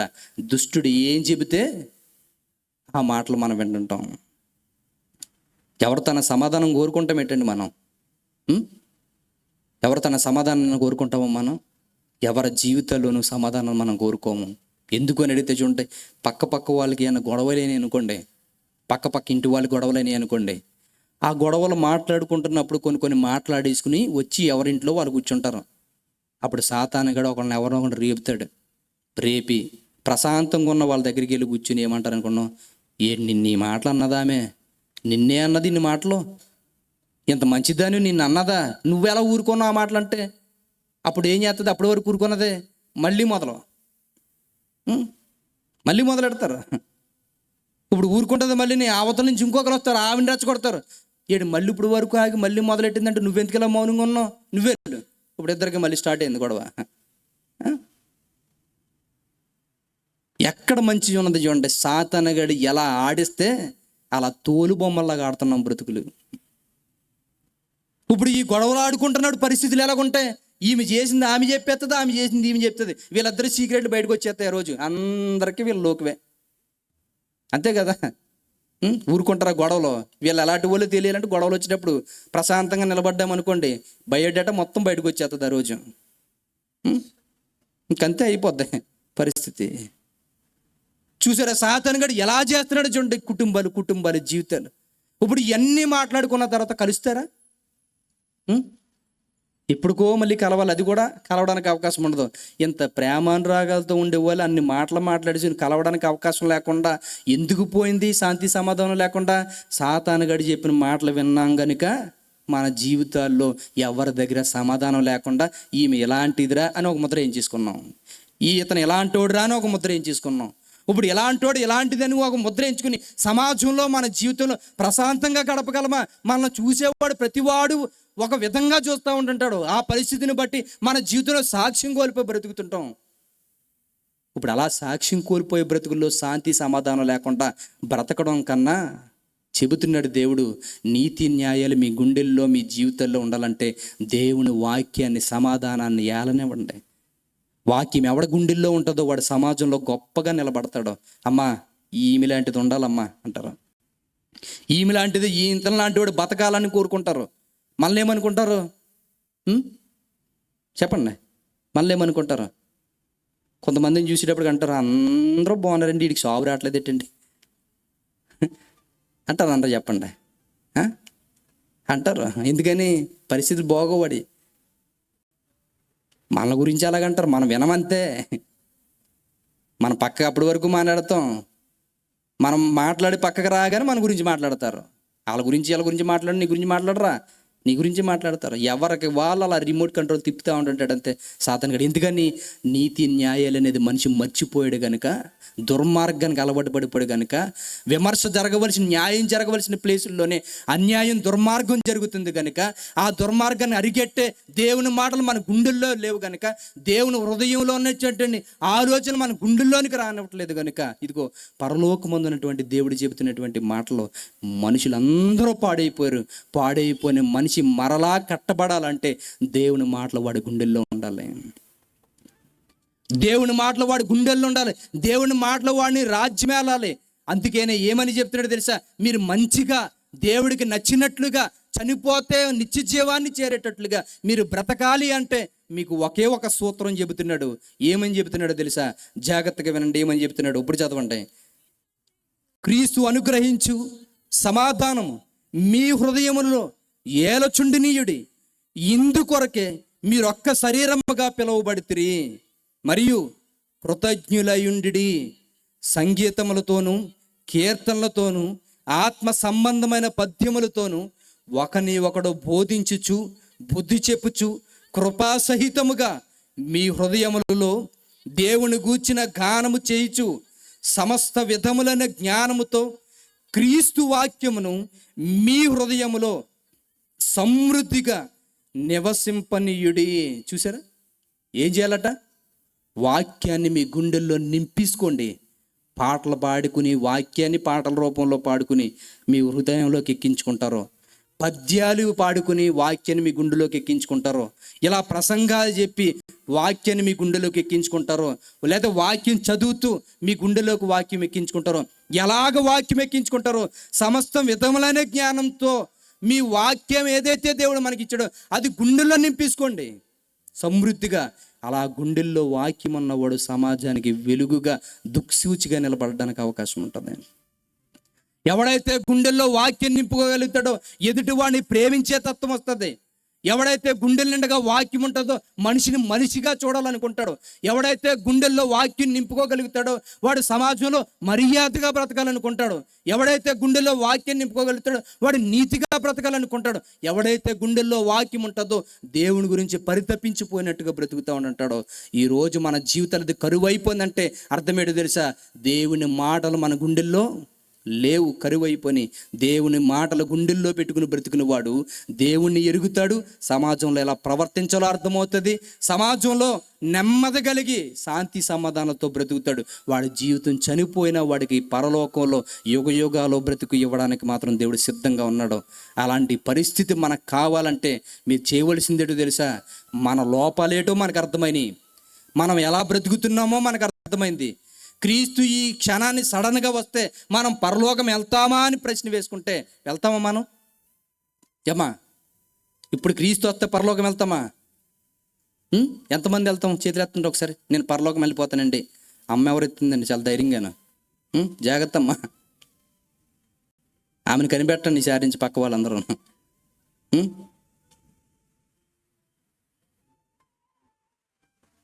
ఎందుకంటే ధైర్యం లేదు మనకి.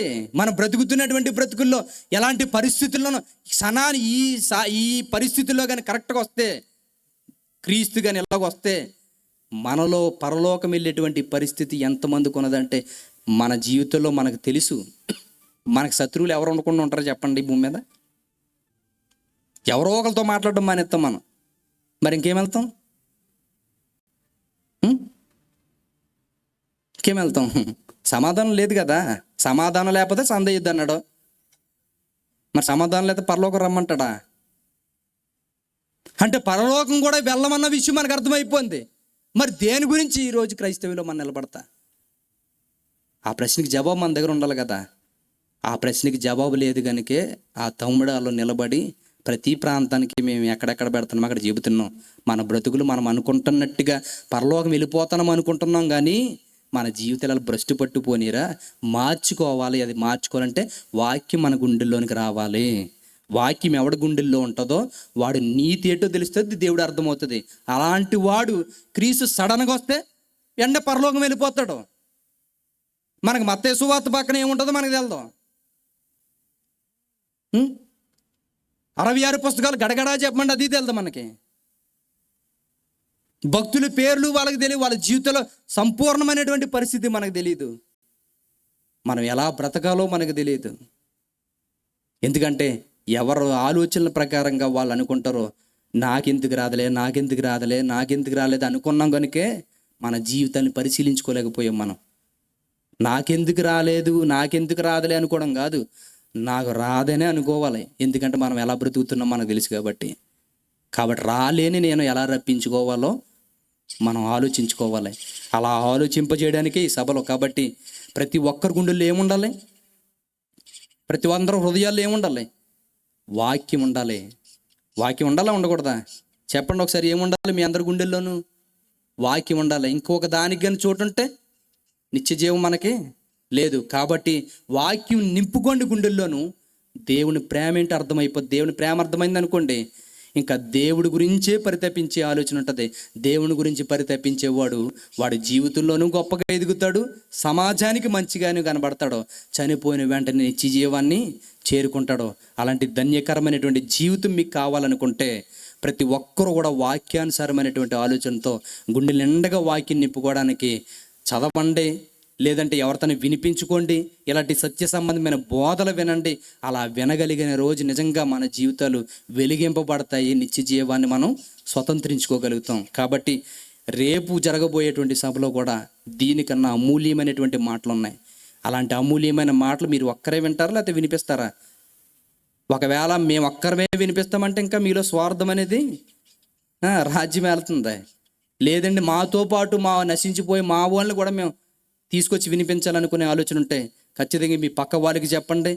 రేపు ప్రతి ఒక్కరిని కూడా పిలిపించి దేవుని మాటలు వినిపించండి. వాళ్ళకి అర్థమైతే వాళ్ళు కూడా దేవుని పక్షాన్ని మరింత గొప్పగా నిలబడడానికి అవకాశం ఉంటుంది. ఎందుకంటే మేము సంఘాలు కట్టడానికి రాలేదు. మరలా చెబుతున్నామమ్మా, మరలా మీ పక్క వాళ్ళకి ఏమైనా చెప్పండి. ఎందుకంటే కొన్ని ప్రాంతాల్లో జరిగేది ఏంటని అడిగితే, ఒకవేళ మేము ఇలా బోధలు చెబుతున్నప్పుడు కొంతమందిని పోగేసుకుని సంఘాలు పెడతాం అనుకునేటువంటి పరిస్థితుల్లో సేవకులు కూడా ఎక్కువ మంది ఆలోచిస్తుంటారు.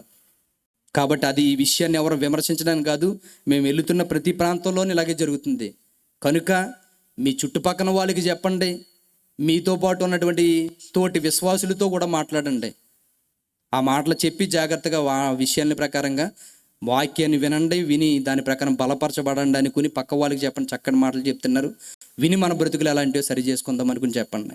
కాబట్టి అలాంటి మాటలకు మీరు అందరూ కూడా దేవుని ఉద్దేశాలకు లోబడే పిల్లలుగా ఉంటారని కోరుకుంటూ ఈయన మాటలు ముగిస్తున్నాను. ప్రార్థన చేసుకుందాం. పరిశుద్ధుడా పరలోకమందున మా ఘన తండ్రి, మీ ఘనమైన నామానికి కృతజ్ఞతాస్తుతులు చెల్లించుకున్నాం తండ్రి. మీ మాటలు ఎంతమంది హృదయాల్లోనికి వెళ్ళాయో ప్రభా, వారందరూ కూడా ఎదురాడే మనసులు లేకుండా ప్రభా, ఉన్న వాస్తవాన్ని అంగీకరించుకుని తండ్రి నాన్న, మిచ్చి జీవం గురించి తండ్రి నాన్న ఎదురు చేసే పిల్లలకు ఉండడానికి కృపను అనుగ్రహించండి. మమ్మల్ని మేము మోసం చేసుకోవడం అంటే తండ్రి చాలా సింపుల్ అయినటువంటి విధానం ప్రభా. తండ్రి నాన్న చాలా నాన్న ఈజీగా మేమే మోసపోయి తండ్రి నాన్న మీ యొక్క ఆలోచన ప్రకారంగా మేము ఉండలేకపోయినటువంటి పరిస్థితులు ఉంటాయి ప్రభా. అలాంటి జీవితాలు మాలో ఎవరికీ లేకుండా ఏ మాటలైతే వింటున్నారో ప్రభా, ఆ మాటలు వాస్తవం అయితే ఒప్పుకునేటువంటి పరిస్థితి కలిపి నాన్న కప్పుకోకుండా దాన్ని విడిచిపెట్టి తండ్రి యథార్థమైనటువంటి జీవితాలు కొనసాగించే పిల్లలు ఉండడానికి కృపను అనుగ్రహించండి. ఎందుకంటే తండ్రి నాన్న ఈ ఊర్లో ఎంతమంది ఉన్నారో మీకు తెలుసు ప్రభా, కానీ ఎంతమంది నీ మాటలు వినడానికి వచ్చారో మీకు తెలుసు ప్రభా. తండ్రి నాన్న ఒక వ్యక్తితో మీరు ఈ మాటలు మాట్లాడుకున్నారు అంటే దానికి గల కారణం మీరు వారిని ప్రేమిస్తున్నారన్న విషయాన్ని వారు గుర్తించుకుని, ఇంతమందిలో నన్ను మాత్రమే దేవుడు హెచ్చరించాడు అని అంటే నాతో మాత్రమే మాట్లాడాడనే విషయాన్ని మీ పిల్లలు జ్ఞాపకం ఉంచుకుని తండ్రి చెబుతున్నటువంటి మాటల్లో వారిలో లోపాలు ఉన్నాయని గ్రహించినప్పుడు వారు యథార్థంగా ఒప్పుకునేటువంటి పరిస్థితి కలిగి మీ దగ్గర తండ్రి నాన్న వారు నిలబడడానికి నిందారహితులు ఉండడానికి కృపను అనుగ్రహించండి. ఎందుకంటే మేమే మోసం చేసుకున్నామంటే నిత్య జీవాన్ని మేము పోగొట్టుకుంటాం ప్రభా. ఎందుకంటే మీ పిల్లలు లాంటి విషయాన్ని పరిశీలించుకోవాలనుకునే తండ్రి నాన్న ఎంతో ప్రయాసాలతో కుటుంబం తండ్రి నాన్న ఇక్కడ ఈ సభ ఏర్పాటు చేసింది. ఎంతమంది అయితే సభకు వచ్చారో ప్రతి ఒక్కరూ హృదయపూర్వకంగా మాటలను అంగీకరించి తండ్రి నాన్న వారి వ్యక్తిగతంగా మీ యందు మరింత భయభక్తులు కలిగి నిలబడడానికి వారి గుండె నిండగా వాక్యాన్ని నింపుకొని పవిత్రమైనటువంటి జీవితాన్ని కొనసాగించి సమాజంలోనూ మీకు నచ్చినటువంటి బ్రతకడానికి కృపను అనుగ్రహించమని, మీ చిత్తమే మా అందరి పక్షాన జరిగించమని ప్రభువా. రేపు జరగబోయే సభకి అనేక మంది నాన్న మీ పిల్లలు తరలింపబడుతుంటే నాన్న వచ్చి నీ మాటలు విని మరింతగా బలపరచబడి నీ కుమారుడు రాకకి సిద్ధపరచబడేటట్లు ఉండడానికి కృపను అనుగ్రహించమని నాన్న వేదిక మీద ఉన్నటువంటి సేవకులను కూడా బలపరచండి, వారి పరిచయాన్ని కూడా దీవించండి ప్రభువా. మీ చిత్తమే వారి పక్షాన్ని జరిగించండి. ఈ కార్యక్రమాన్ని ఏర్పరిచినటువంటి తమ్ముడు వారి కుటుంబాన్ని దీవించండి. మరింతగా నీ వాక్య సంబంధమైన ఆలోచనతో నిలబడడానికి కృపను అనుగ్రహించండి. అన్న వాళ్ళు కూడా తండ్రి కష్టపడి ఈ యొక్క నాన్న సెట్టింగ్ అంతా పెట్టారు ప్రభా, వారందరిని కూడా దీవించండి. ఇందులో కష్టపడిన ప్రతి ఒక్కరిని పేరుని వారిని దీవించి మరింత వాక్యంతో నింపబడి మీ కుమారుడు రాక గురించి శుభప్రదమైన నిరీక్షణతో ఎదురు చూడడానికి కృపను అనుగ్రహించమని, మమ్మల్ని మరుగుపరిచి మీరే మహిమ పొందుకోమని క్రీస్తు నామాన్ని ప్రార్థన మీకు సమర్పించుకుంటున్నాం పరమ తండ్రి. ఆమేన్. అందరికీ వందనాలమ్మా, వందనాలు.